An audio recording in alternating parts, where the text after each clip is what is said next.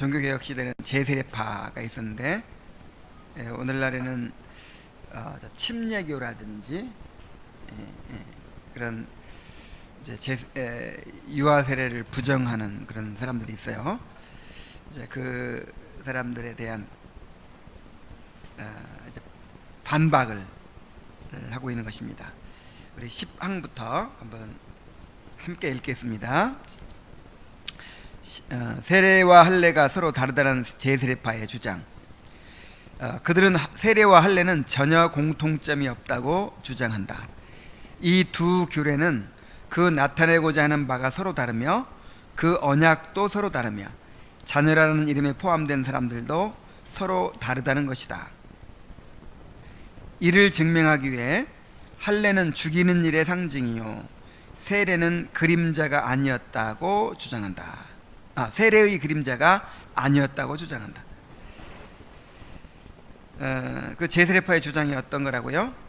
세례와 할례는 전혀 공통점이 없다는 것이죠. 우리의 주장은 뭐예요?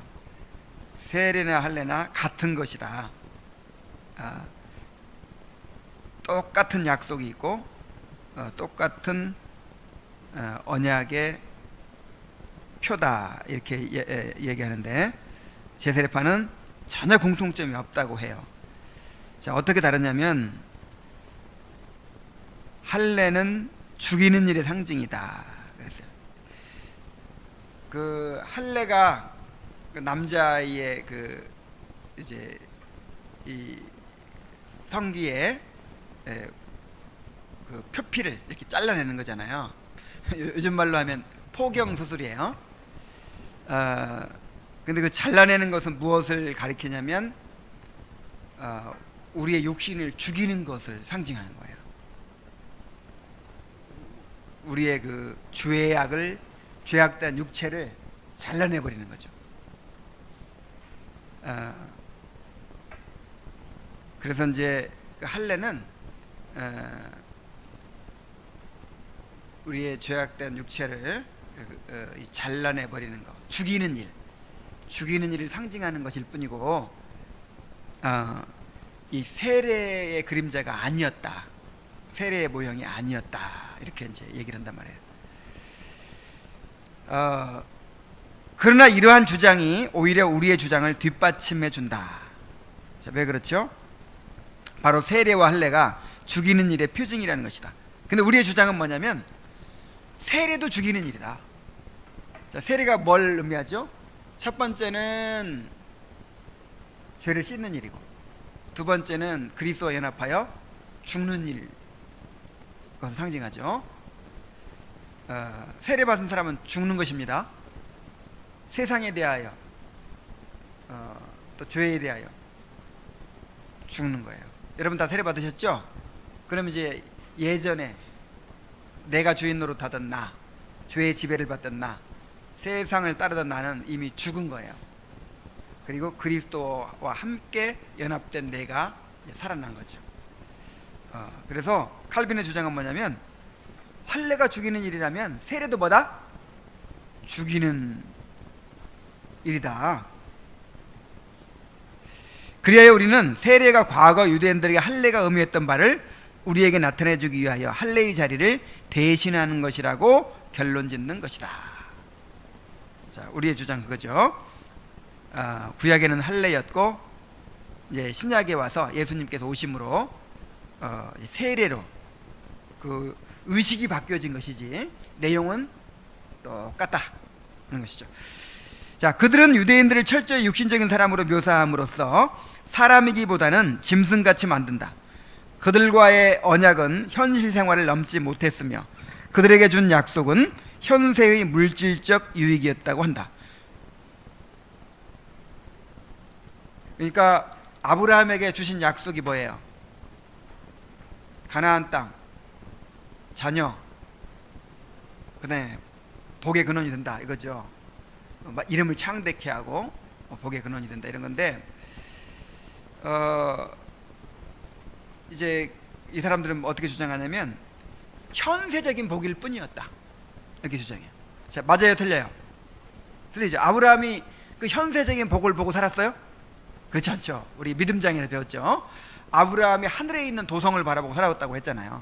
이 아브라함은 가나안 땅과 자녀의 복, 그 큰 민족을 이루어 주신다는 복, 그다음에 복의 근원이 된다는 그 복을 통해서 뭘 바라봤어요? 그리스도를 바라보고 그리스도를 통해서 이루어질 하나님 나라를 바라봤어요. 그래서 이제 우리는 신구약의 통일성을 믿잖아요. 구약에도 신약에도 그리스도를 바라보고 구원받았고, 또 영원한 하나님 나라를 소망으로 하나님 나라의 소망을 가지고 살았다, 이렇게 이제 우리는 생각하는데, 요즘에는 그렇게 생각 안 하는 사람들이 많아요. 구약과 신약이 다르다고 생각하는 사람이 많다 이 말이에요. 자, 만약에 그렇다면 마치 돼지떼를 우리에 키우듯이 한때 하나님께서 베푸시는 유익들로 만족하다가 결국 영원한 멸망으로 들어갔다는 것 이외에 무엇이 남겠는가? 그렇지 않습니까? 현세적인 복만 약속했다면 아무것도 아니죠. 자, 11항을 봅니다. 할례의 약속은 영적인 약속이었다 하는 것입니다. 만일 할례가 문자적인 표징이었다면 세례 역시 그와 마찬가지로 생각해야 할 것이다. 골로새서 2장에서는 사도는 그중 어느 하나를 다른 것보다 더 신령한 것으로 말하지 않기 때문이다. 그리스도 안에서 우리가 손으로 하지 아니한 할례를 받았으니 곧 육의 몸을 벗는 것이라고 하며, 자, 우리가 뭘 받았다고 그래요? 할례를 받았다. 자, 여러분 할례 받은 겁니다. 내적인 할례를 받은 거예요. 내적인 할례를. 할례나 세례나 외적인 의식이 중요해요, 내적인 변화가 중요해요. 그래서 이스라엘 백성들한테도 외적으로 그것만 잘라냈다고 하나님의 백성 아니다. 표면적으로 한만 할례 받은 게 진정 할례가 아니라 마음의 할례를 행해야 된다. 무슨 할례? 마음의 할례. 그래서 이제 표면적으로 행하는 할례는 그 마음의 할례를 겉으로 나타내는 거예요.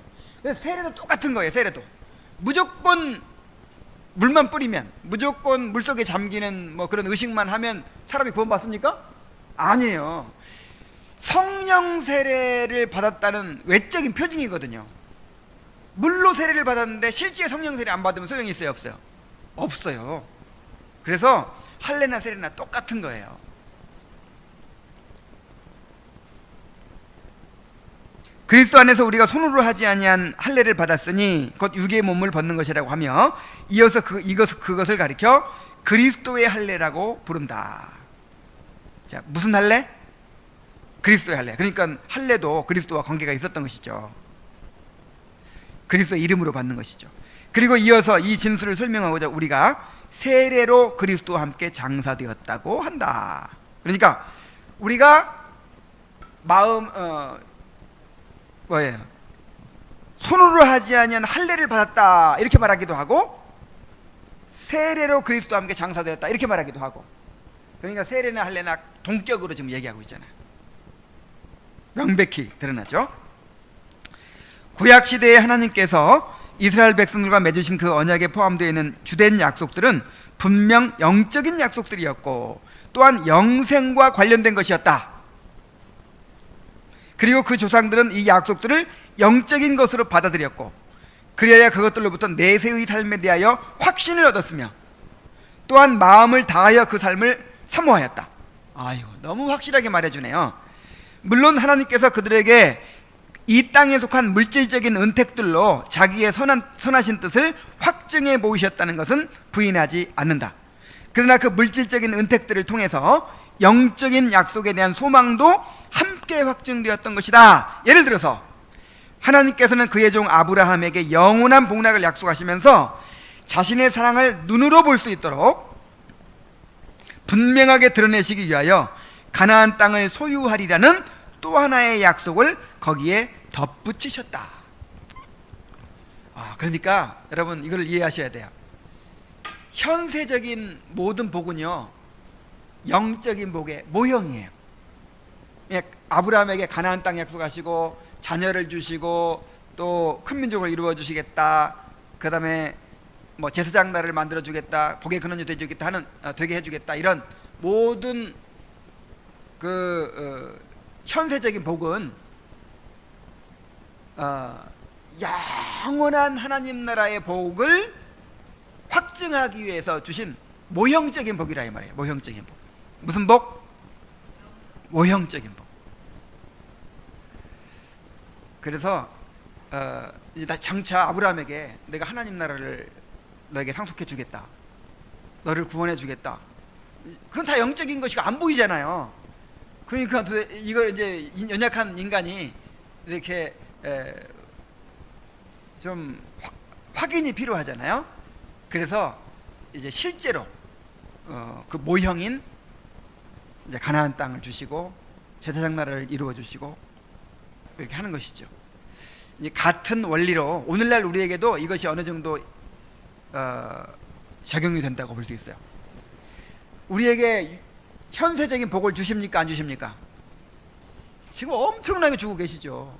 요게 전부 다 장차 주어질 영원한 복의 모형들입니다. 이렇게 좋은 가정들 주셨죠. 이 가정이 뭘 가르쳐요? 야, 이렇게 좋은 남편을 주셨어. 남편이 있으니까 좋죠. 우리의 영원한 남편 그리스도의 모형이에요. 남편이 죽으라고 이래가지고 먹고 살잖아 지금. 우리 주님께서 십자가에 달려 죽으시면서까지 그렇게 목숨 바쳐 다 이뤄놓은 거 우리가 먹고 살죠. 월급 통장에 딱 들어올 때마다 그거 바라보란 말이에요. 또 좋은 집 주셨죠. 좋은 집에서 살아요 우리가. 근데 장차 하늘에 영원한 집을 주실 것을 또 이제 우리가 바라보는 것이죠. 항상 모형이라는 걸 생각해야 돼요. 모든 게 다 모형이에요. 우리 부모님은 또 누구의 모형이에요? 우리 아버지 하나님의 모형이에요. 우리 혜원이랑 지원이한테 엄마 아빠 있으니까 너무 좋죠. 엄마 아빠는 누구를 가리켜주는 모형이냐면 보이지 않는 하나님 아버지. 하나님은 보여요, 안 보여요? 안 보이니까 하나님이 너희를 이렇게 사랑한다 하는 걸 가르쳐주기 위해서 엄마 아빠를 주신 거예요. 그러니까 엄마 아빠가 나를 보살펴주고 나를 사랑해주고 그럴 때마다 혜원이랑 지원이는 누구를 생각해야 돼요? 하나님. 하나님이 이렇게 나를 우리 아버지가 되셔서 사랑해 주시는구나. 그래서 영원한 천국을 주시겠구나, 나를 이렇게 돌보시겠구나, 이렇게 믿어야 되는 거예요. 자, 12항을 봅니다. 육체적 자녀와 영적 자녀.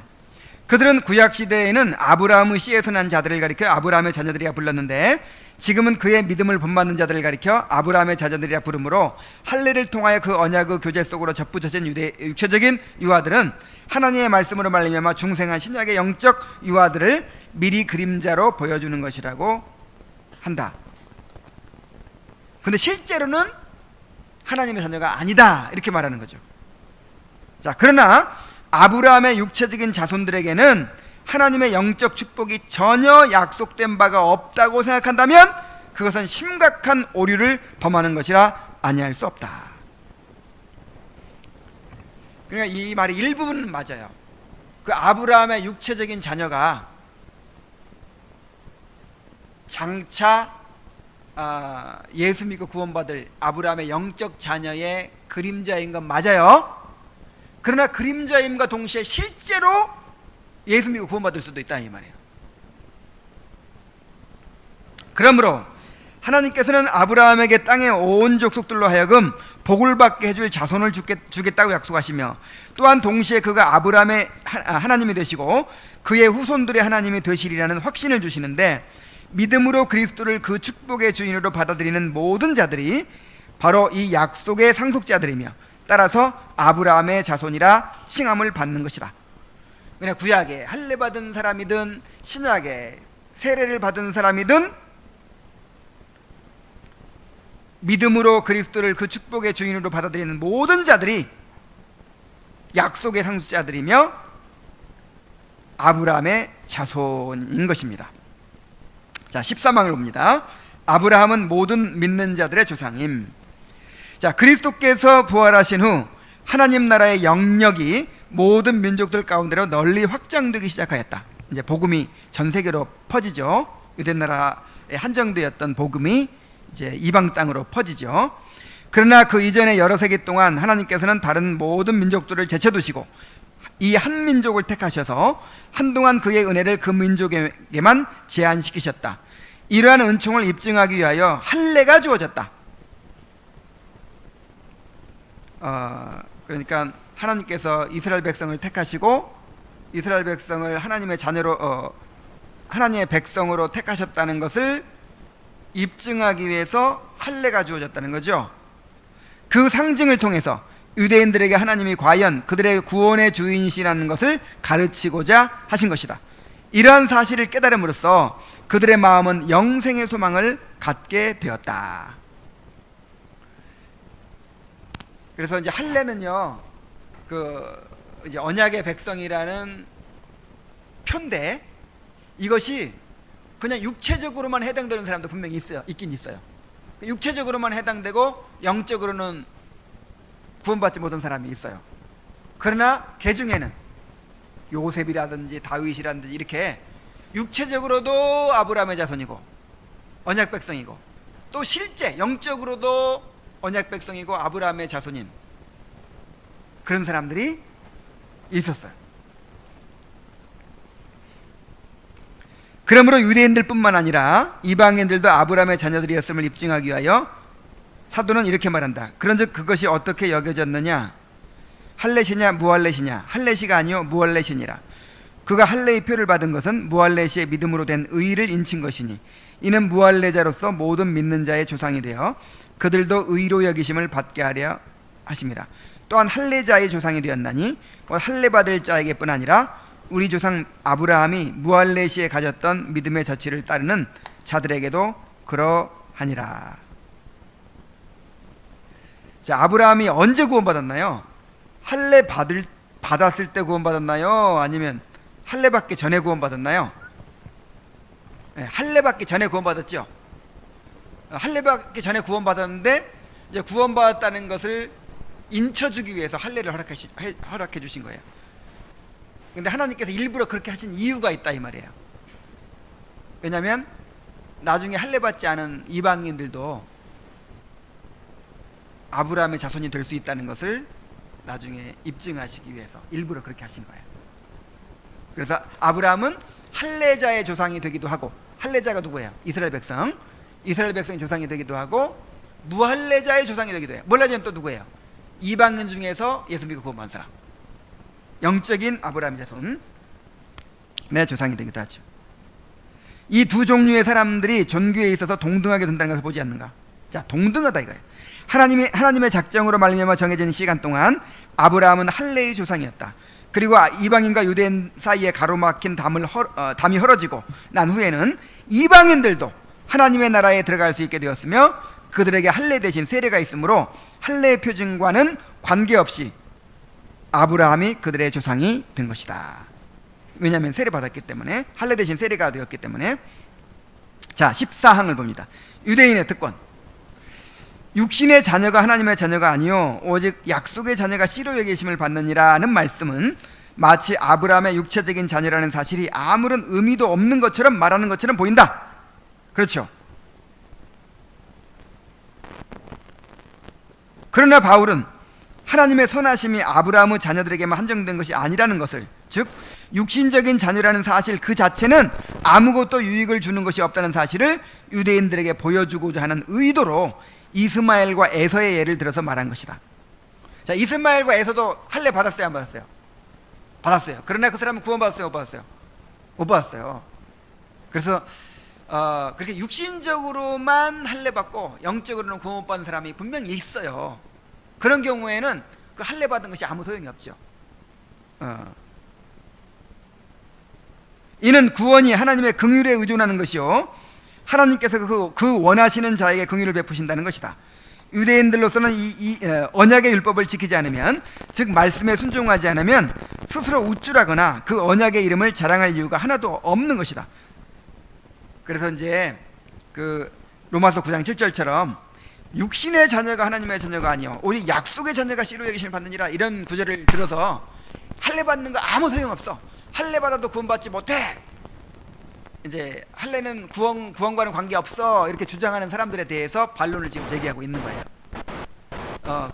이 말은 그 겉으로 할례는 받았지만 실제로 마음의 할례를 안 받은 이스마엘이나 에서 같은 사람을 향해 말한 것이지, 실제로 구원받고 육체적으로 할례도 받은 사람이, 그 할례를 받은 사람도 있잖아요, 그죠? 이삭 같은 사람.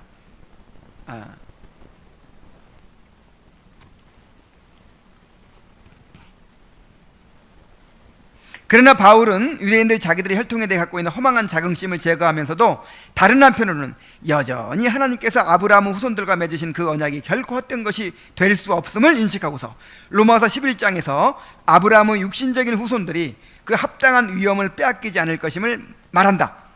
그리고 유대인들은 복음의 주 상속자요, 본래적인 상속자들이라고 한다. 그들이 감사치 않음으로 버리운 바 되었으나 하늘의 복이 완전히 그 민족을 떠나간 것은 아니다. 그래서 이제 한편으로 생각하면, 야, 유대인들 그거 아무것도 아니다, 괜히 택함 받았다고 우쭐거리다가 다 망했다, 그렇게 도매금으로 넘길 문제가 아니에요. 구약의 모든 계시를 누구한테만 줬어요? 수천 년간 유대인들한테만 줬고, 예수님이 어느 나라 사람이에요? 유대인이야, 예수님이. 그리고 최초의 복음 전도자들이 다 누구예요? 유대인들이에요. 복음이 누구한테서 나왔어요? 유대인들한테 나왔어요. 유대인들한테 큰 특권이 있어요, 없어요? 있어요. 유대인들 중에 구원받은 사람이 많을까요, 적을까요? 엄청나게 많죠. 믿음장 봐요. 믿음장에 나오는 전부 구원받은 사람이 다 누구예요? 유대인들이고. 쟁쟁한 신앙의 선배다 유대인들이에요. 그러니까 그 사람들 말고도 실제로 유대인들 가운데 구원받은 사람이 많아요. 하나님께서 이렇게 택하시고 그렇게 수천 년간 섭리해 오셨는데 그냥 아무 소용없이 그냥 이렇게 내팽개쳐 버리겠느냐 이거죠. 유대인들 너무 개돼지처럼 생각하면 안 돼요. 아까 이 사람들처럼.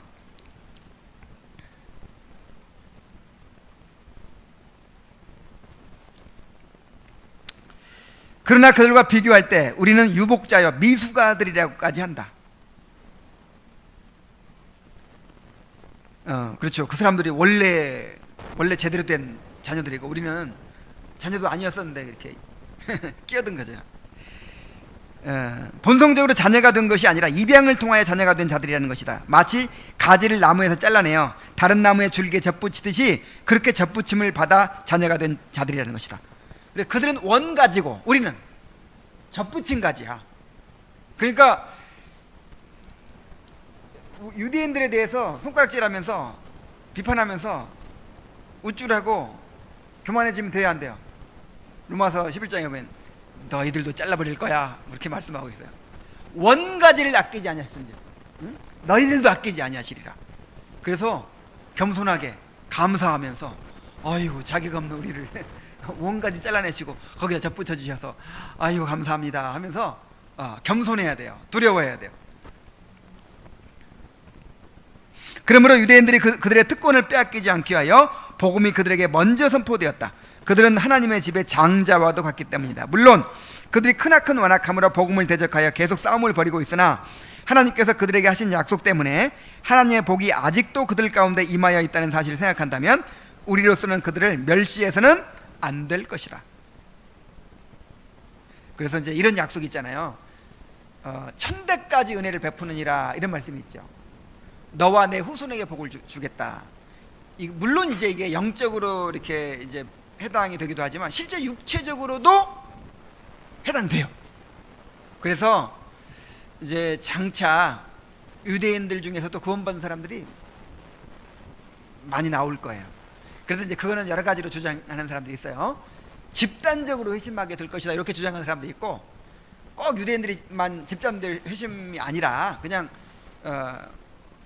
한국 사람이나 일본 사람이나 동등하게 완전 버림받은 것이 아니라 한국 사람이 회심하듯 일본 사람이 회심하듯 중국 사람이 회심하듯 그 유대인들도 그렇게 그들 가운데 택한 자들이 회심하게 될 것이다, 이렇게 보기도 하고, 또 어떤 사람들은 집단적으로 회심하는 일이 있을 것이다, 이렇게 보기도 하고. 근데 이렇게 보든 저렇게 보든 뭐 우리가 다 받아들일 수 있어요. 가능성이 있어요. 중요한 것은 아예 제쳐둔 것은 아니다. 유대인들이 버림받았다고 아예 너희들은 이제 구원도 없다, 그런 건 아니라, 이게 말이에요. 아셔야 됩니다. 그들에게도 여전히 기회가 있고 여전히 하나님께서 그들을 사랑하십니다.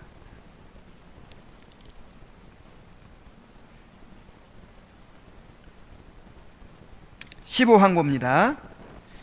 약속의 문자적인 성취. 하나님께서는 아브라함의 후손들을 그의 긍휼하심으로 껴안으시기를 기뻐하셨고, 또한 그 긍휼하심을 더욱 분명히 드러내시기 위해서 그것을 할례로서 인치신다.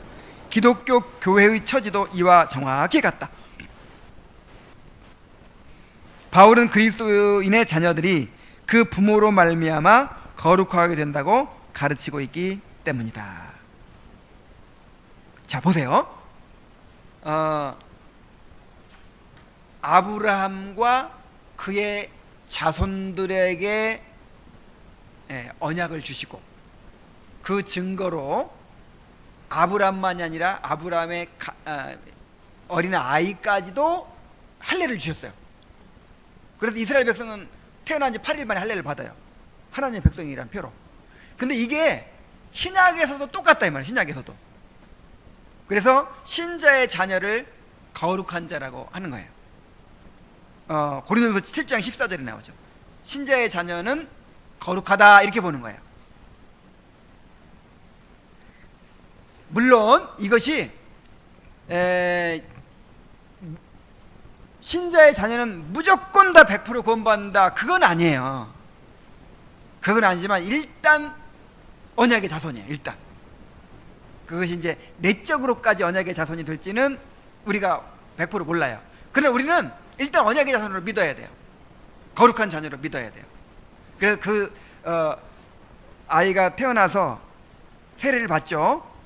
그러면 그건 이제 언약의 자손이라는 인치인 거거든요. 우리 구원받은 자녀로 믿어야 돼요. 그런데 나중에 커가지고 신앙을 부인하는 거예요. 그러면 이제 불확실해지겠죠.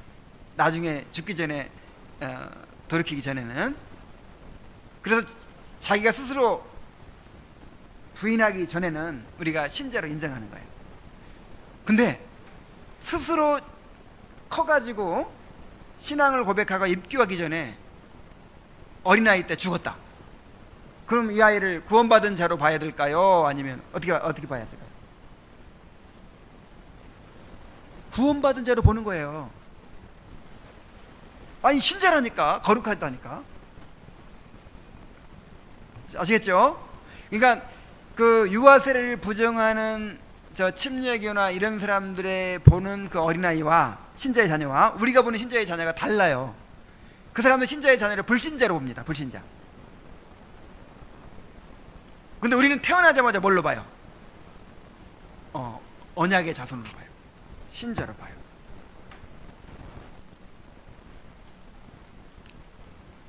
그래서 그들이 신앙 고백하기 전에 예를 들어서 일찍 죽었다. 그러면 우리가 어떤 확신을 가질 수 있어요? 구원받았다. 그렇게 우리가 믿는 거예요.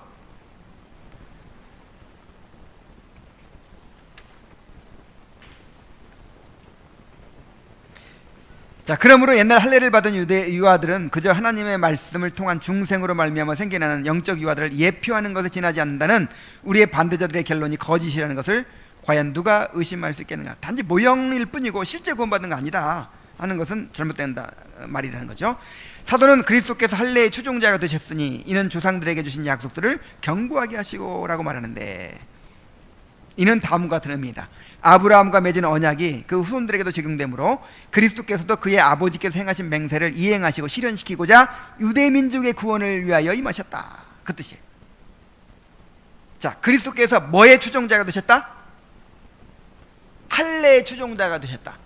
자, 할례의 추종자가 되셨다는 말이 무슨 말이냐면, 그 할례가 그 언약의 보증이잖아요. 그 언약의 보증을 이루시기 위해서 십자가 달려 죽으신 거예요. 그러니까 유대의 유대인들이 구원받은 것은 예수님 십자가 때문에 구원받은 거죠. 그리스도께서는 부활하신 후에도 여전히 언약의 약속이 풍유적으로만 아니라 문자적으로도 이루어져야 할 것이라고 생각하고 계신다. 이 풍유적이란 말은 쉽게 말해서 비유적, 모형적이다, 비유적이다 그 뜻이에요. 그것이 아니라 문자적으로도 그대로 이루어져야 할 것이라고 생각하고 계신다. 이러한 점은 베드로가 유대인들에게 행한 선언에서 드러난다. 이 약속은 너희와 너희 자녀에게 하신 것이라. 그리고 그 다음 장에서는 그들을 가리켜 언약의 자손 즉 상속자들이라고 부르고 있다. 다른 구절에서도 유아들에게 행해진 할례를 그들이 그리스도와 함께 가지는 교제의 증거로 이해하고 또한 그렇게 해석하고 있다. 그러니까 너희와 너희 자녀에게 하셨다, 이것이 어떤 비유적인 표현이 아니라 문자적으로 그렇게 이해를 해야 돼요. 여러분들과 그 다음에 여러분의 누구? 자녀에게 언약을 주신 거예요. 그들의 주장대로라면 여호와께서 제2계명에서 그의 종들에게 천대에 이르기까지 그 후손들에게 긍휼을 베푸시겠다고 공언하신 약속이 어찌 되겠는가? 그러니까 우리가 그 10계명을 낭독할 때마다 제2계명에서 하나님을 사랑하고 그의 명령 순종하는 자는 몇 대까지 은혜를 베푸느니라? 1000대까지 은혜를 베푸시느니라. 그러니까 1000대까지 은혜를 베풀고 1001대부터는 이제 그 뜻은 아니죠.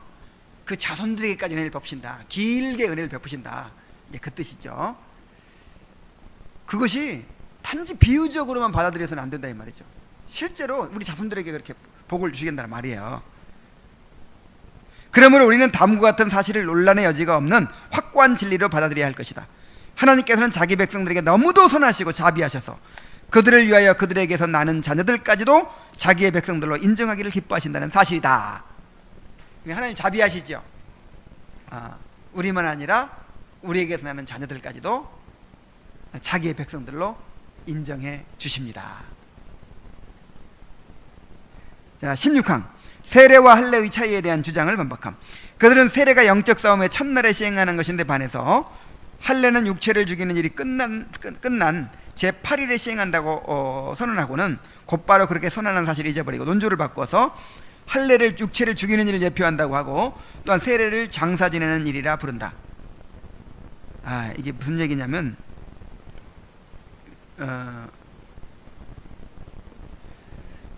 난 지 며칠 만에 할례를 해요?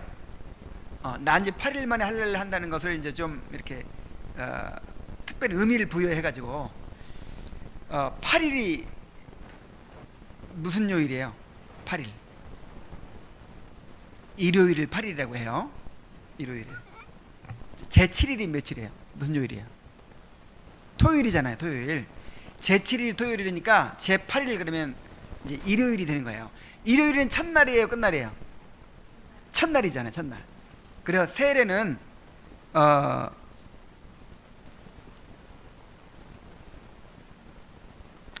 내가 말을 잘못했네. 그러니까 그 7일이 토요일이니까 8일이면 이제 다 끝나버린 날이, 그 토요일까지의 일이 다 끝난 날이란 말이죠. 그래서 세례는 이제 처음 구원받을 때 첫날 시행하는 것인데 반해서 할례는 이제 일주일이 다 지나고 이제 끝에 가서 할례를 받는 거니까 8일날 받는 거니까 받는 거다. 이제 이렇게 주장을 한단 말이죠. 그래서 다르다. 그래 세례와 할례는 다르다. 그리고 또 다른 데서는 이렇게 주장을 해요. 할례는 육체를 죽이는 일이다. 세례는 장사 지내는 일이다. 이렇게 주장한단 말이에요. 근데 이제 거기서 모순을 찾아내는 거예요, 칼빈이. 자, 그들의 첫 번째 진술에 따르면 세례는 할례보다 앞서는 것일 수밖에 없다. 그러니까 세례는 첫날에 하는 것이고 할례는 이제 다 끝나는 날에 하는 거니까 세례가 먼저죠. 근데 또 두 번째 준수를 따르면 할례는 죽이는 일이고 세례는 장사 지내는 일이니까 뭐가 더 앞서요? 죽어야 세례 장사 지내는 거니까 할례가 또 더 앞서는 거죠. 아니 뭔 소리야 지금. 어쨌든 이제 모순이라 이게 서로. 내가 헷갈리네. 자, 무슨 얘기인지 알겠죠? 네, 그냥 넘어갑시다. 자, 이렇게 제8일이라는 숫자를 이렇게 알레고리식으로, 이 알레고리라는 말은 어떤 풍유적으로, 비유적으로, 그렇게 비유적이라는 뜻이에요. 그러니까 그 알레고리 해석을 하는 목사들이 있어요.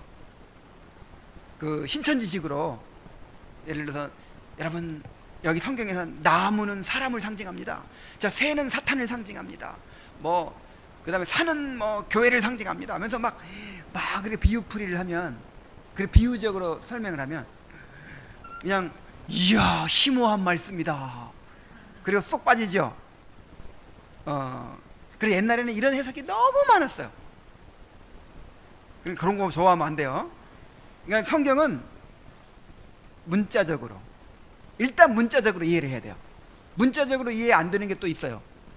때로는 이제 비유법을 써서, 그러니까 성경도요 다 수사법을 사용해서 쓴 어떤 문학적인 책이잖아요.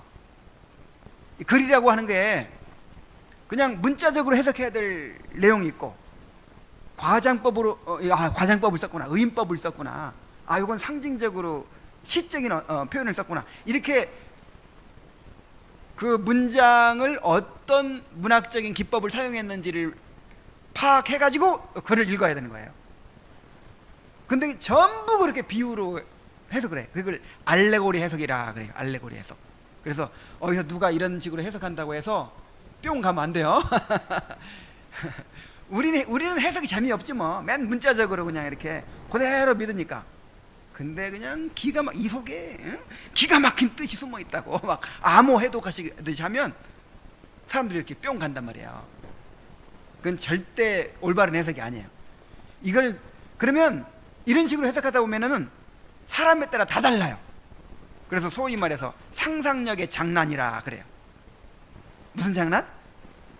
상상력의 장난.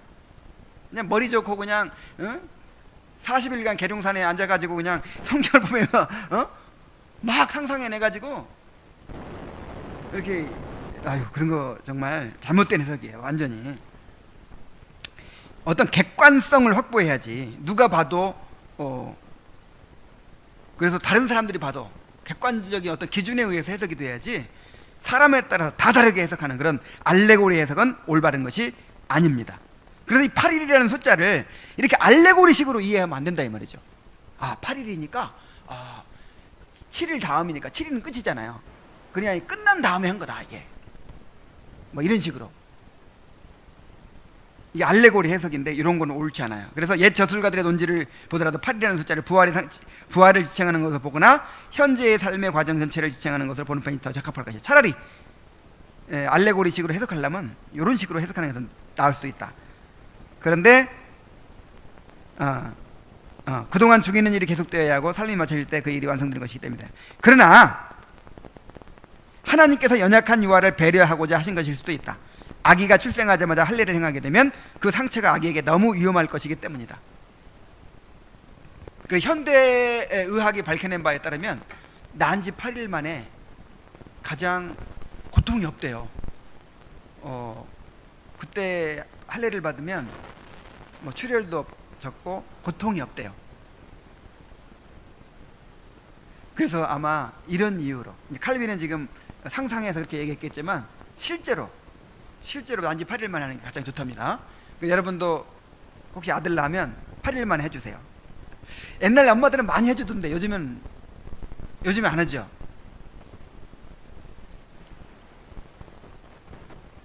그래서 이제 난 지 8일 만에 해준 거 거기다 특별한 알레고리식의 해석을 하려고 할 것이 아니라, 태어나자마자 하면 너무 위험하고 또 많이 커서 하면 애기 얼마나 아프겠어요. 기어다니는 애기한테 하면. 그러니까 이제 난 지 8일 만에 하면 가장 적당하기 때문에 하나님께서 그렇게 하셨을 것이다, 이렇게 보는 거죠. 이미 먼저 죽은 우리가 세례를 통하여 장사된 바 된다는 성경의 진술이 이보다 훨씬 강력하지 않은가? 성경은 우리가 한 가지 조건, 곧 우리가 죽되 그때부터 이러한 죽이는 일을 계속해서 실행한다는 조건 하에서 장사 지낸 바 된다고 분명하게 말하고 있는 것이다. 우리가 세례로 장사 지낸 바 된다 하는 말은 무슨 말이에요? 그때 결정적으로 죽었고 또 평생을 죽이는 일을 계속한다, 그 뜻이에요.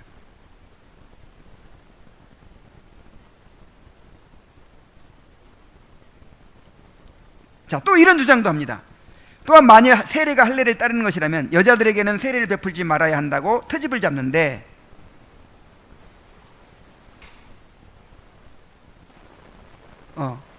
할례와 세례가 똑같다면 그럼 구약 시대는 여자는 할례를 안 받았지 않느냐? 그럼 신약 시대도 여자는 할례 받지 말아야겠네? 근데 신약 시대는 여자도 세례를 받으니까 세례와 할례는 어떻다? 다르다, 이렇게 주장한단 말이에요. 그런데 구약 시대에는 예수님 오시기 전이라 의식법이라는 게 있었어요. 또 뭐 이게 부정하고 정한 그런 법들이 있었어요. 그래서 막 나눴죠. 이렇게 여자, 남자, 제사장, 그다음에 백성들, 이렇게 거룩한 거, 부정한 거 구분이 있었잖아요. 그리고 여자, 남자도 구분이 있었어요.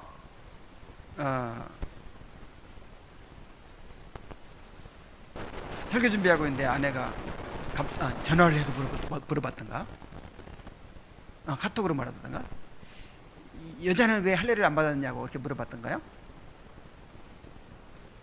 그래서 구약 시대는 여자는 안 받았다고 했더니, 구약 시대는 여자는 사람도 아니었구만.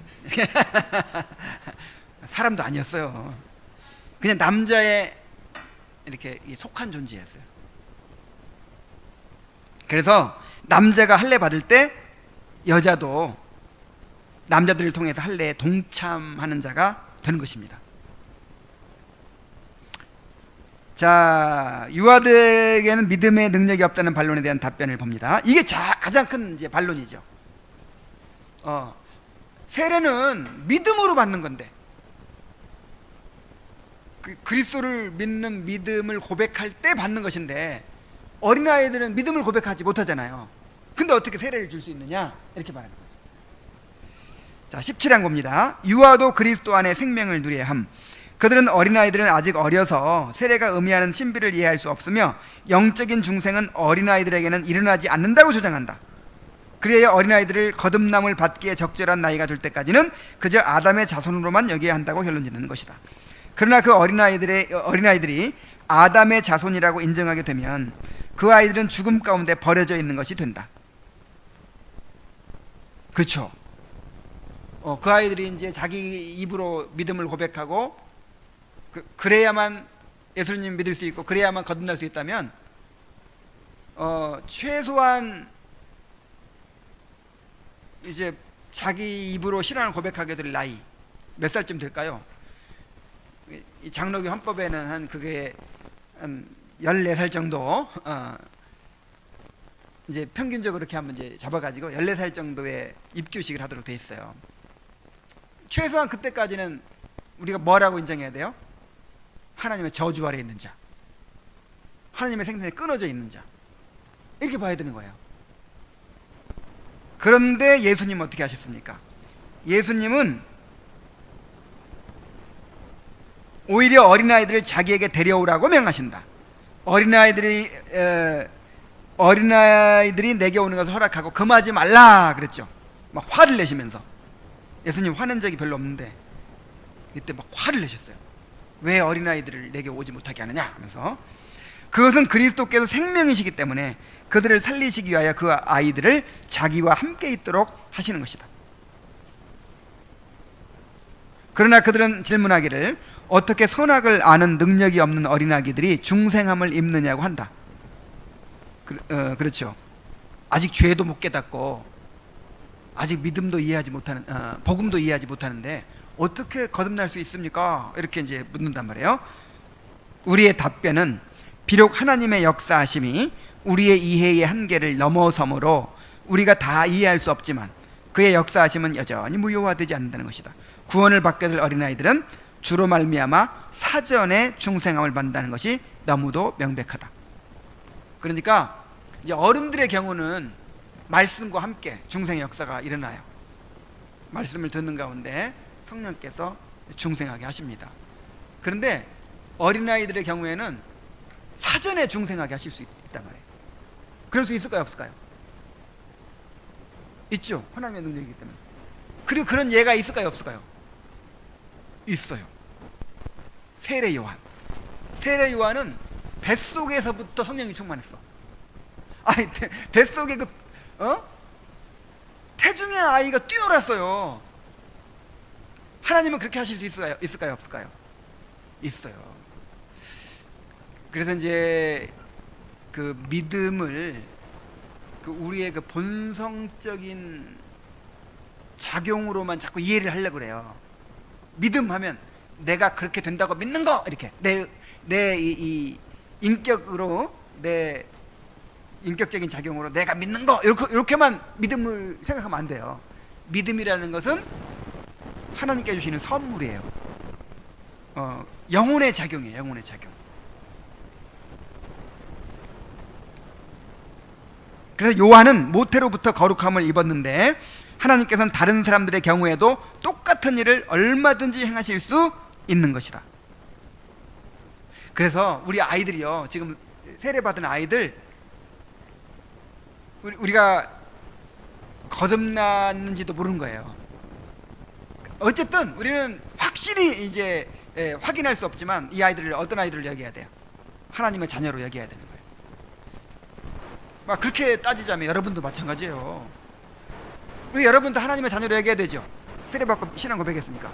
근데 진짠지 이 중에 가라지가 있는지 알아요, 몰라요? 몰라요. 그런데 우리는 그 분간할 능력이 없기 때문에 일단 신앙 고백하고 세례받았으면 하나님의 자녀로 인정하는 거예요. 어린아이도 마찬가지예요. 어린아이도 세례받은 아이들 하나님의 자녀로 인정해야 됩니다. 물론 세례 안 받았어도 정말 부모가 신자면, 부모 아래서 지금 양육받고 있으면 우리가 하나님의 자녀로 인정을 하는 것입니다. 자, 18항 그리스도의 모범에 근거한 논지. 그리스도께서 갓난아기 때부터 거룩함을 입으신 것은 과연 나이가 어떻든 전혀 차별 없이 그의 택한 자들을 자기 안에서 거룩하게 하시기 위함이었다. 자, 그리스도께서는 갓난아기 때부터 거룩함을 입으셨어요. 세례 요한도 그랬고, 하나님께서 그의 자녀들에게 베풀어 주시는 모든 은혜들의 가장 완전한 모범을 그리스도에게서 볼 수 있다면 이러한 사실은 유아의 나이라고 해서 거룩함을 얻지 못하는 것이 절대로 아니라는 증거가 되는 것이다. 자, 그들은 또 이렇게 반론을 제기해요. 성경에서는 성령께서는 하나님의 말씀이라는 썩지 않은 씨에서 나오는 것 이외에는 그 어떠한 중생도 인정하지 않으신다고 반론을 제기한다. 자, 베드로전서 1장 23절에 너희의 거듭난 것이 썩어질 씨로 된 것이 아니요 썩지 아니할 씨로 된 것이니 하나님이 항상 있고 살아있는 말씀으로 되었느니라. 이게 이제 성인 신자들의 경우에 그래요. 말씀을 전할 때 그 말씀과 함께 성령의 역사에서 사람이 거듭나게 되죠. 그런데 어린아이들은 말씀을 이해할 수 없는데 어떻게 거듭날 수 있는가? 자, 그러나 이 말씀은 복음을 받아 가르침을 받은 신자들에게만 해당되는 것이다. 물론 우리로서는 이해하기 어렵고 기이하게 여겨지긴 하지만 하나님께서는 얼마든지 손쉽게 그리고 기꺼이 그의 능력으로 유아들을 중생케 하시는 것이다. 자, 유아들은 아직 말씀을 잘 듣지 못해도 사전에 성령으로 중생케 하십니다. 세례 요한도 그렇게 하셨듯이, 예수님도 그렇게 하셨듯이 어린아이들을 그렇게 하십니다. 19항 유아에게는 지식이 없다는 반론. 그들은 믿음은 들음에서 나오는 것인데 유아들은 아직 들을 능력이 없고 따라서 하나님을 알 수도 없다고 한다. 자, 그러나 듣는 것이 믿음의 시작이라고 하는 사도의 말은 다만 주께서 그의 백성을 부르실 때 흔히 사용하는 일상적인 절차와 경륜을 지칭하는 것일 뿐이며 다른 방식을 절대로 허용하지 않는 불변의 절대적인 법칙을 제시하는 것은 아니다. 하나님께는 예외도 있어요. 자, 바울을 어떻게 부르셨나요? 바울, 누가 바울한테 복음 전해줘 가지고 예수님 영접하고 막 그랬나요? 바울은 지금 씩씩거리고 뭐 하고 가고 있어요. 예수님 믿는 사람 잡아 죽이려고 막 가고 있는데 갑자기 예수님이 나타나 만나 주신 거예요. 그래서 구원 받아버렸어요. 자, 왜 이렇게 허락하셨을까요? 예수님의 사도가 되려면 3년간 훈련 받아야 돼. 근데 바울은 받았어요, 안 받았어요? 예수님 만나보지도 못했어. 예수님은 본 적도 없어, 육체적으로. 그런데 1등 사도가 됐어요. 그러니까 주님께서 하시는 일은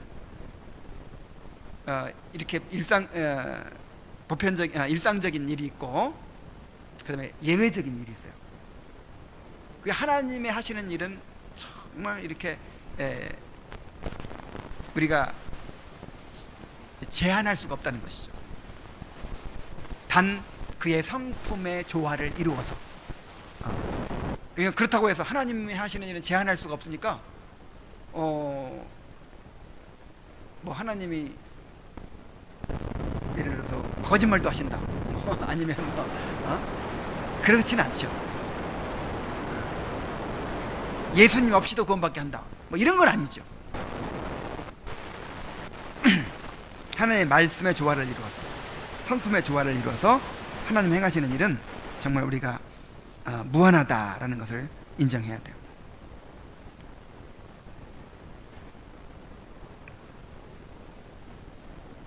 하나님께서는 많은 사람들을 부르실 때에 복음 선포의 수단과 관계없이 성령께서 조명하시는 그런 내적인 수단을 통해서 자기 자신을 바르게 알게 하기도 하신다. 바울처럼 이런 경우도 있어요. 물론 그 아이들이 지금 우리가 체험하는 것과 같은 동일한 믿음을, 혹은 전적으로 동일한 믿음의 지식을 부여받는다는 식의 논지를 경솔하게 주장하고 싶지는 않다. 이 문제는 차라리 미결의 상태로 남겨두는 것이 차라리 나을 것이다. 그러니까 우리는 신비니까 몰라요. 그냥 성경이 그렇다고 하니까 이제 그런지 아는 것이죠. 마지막으로 20항을 봅니다. 유아에게는 회개나 믿음의 능력이 없다는 반론이 있습니다. 그들은 또한 세례란 회개와 믿음의 성례인데 유아에게는 이런 것이 생길 수 없기 때문에 유아들에게 세례를 주는 일이 부당하다고 주장한다. 그러나 이는 우리보다 하나님께 화살을 겨누는 것이라 아니할 수 없다. 왜냐하면 할례가 또한 회개의 증표이기도 했기 때문이다. 그렇기 때문에 바울은 할례를 가리켜 믿음으로 된 의를 인친 것이라고 부른다. 하나님께서 할례를 회개와 믿음의 성례로서 유아들에게 행하셨으므로 유아들이 지금 세례에 참여한다고 해도 모순이 없는 것이다.